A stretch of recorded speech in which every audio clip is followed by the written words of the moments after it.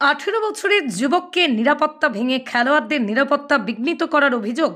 Tata IPL 2025-এর 18তম সংস্করণে কলকাতার Eden gardens স্টেডিয়ামে এক চাঞ্চল্যকর ঘটনা ঘটেছে, যেখানে এক দর্শক নিরাপত্তা ভেঙে মাঠে প্রবেশ করে কলকাতা নাইট রাইডার্স এবং রয়্যাল চ্যালেঞ্জার্স বেঙ্গালোরের মধ্যে চলমান ম্যাচে ব্যাঘাত সৃষ্টি করে।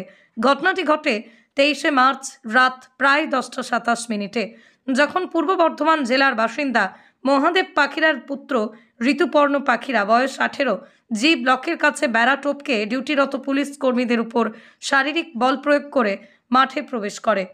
ঋতুপর্ণের মাঠে অনুপ্রবেশ উভয় দলের খেলোয়াড়দের বিরক্তি সৃষ্টি করে, তাদের নিরাপত্তা বিঘ্নিত করে। তাকে দ্রুত নিরাপত্তা কর্মীরা আটক করে ময়দান পুলিশ স্টেশনে নিয়ে যায়।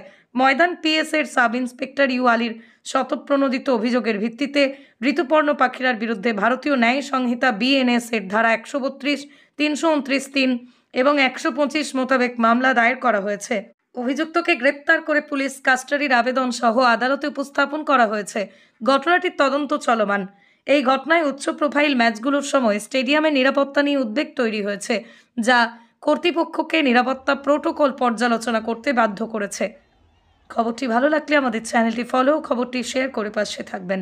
আপনারা দেখছেন খবর আরামবাগ, যে কথা কেউ বলে না, আপনার পাশে, আপনার সাথে।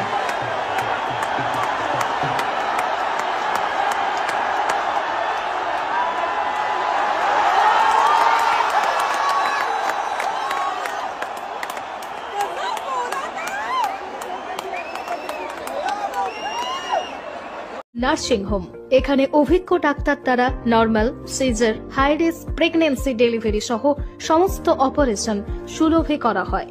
Doctor Kalidas Ghosh MBBS, MD gynae, DNB, FICOG অভিজ্ঞ প্রসূতি ও স্ত্রীরোগ বিশেষজ্ঞ, কোর্ট রোড, আরামবাগ বাস স্ট্যান্ডের সন্নিকটে।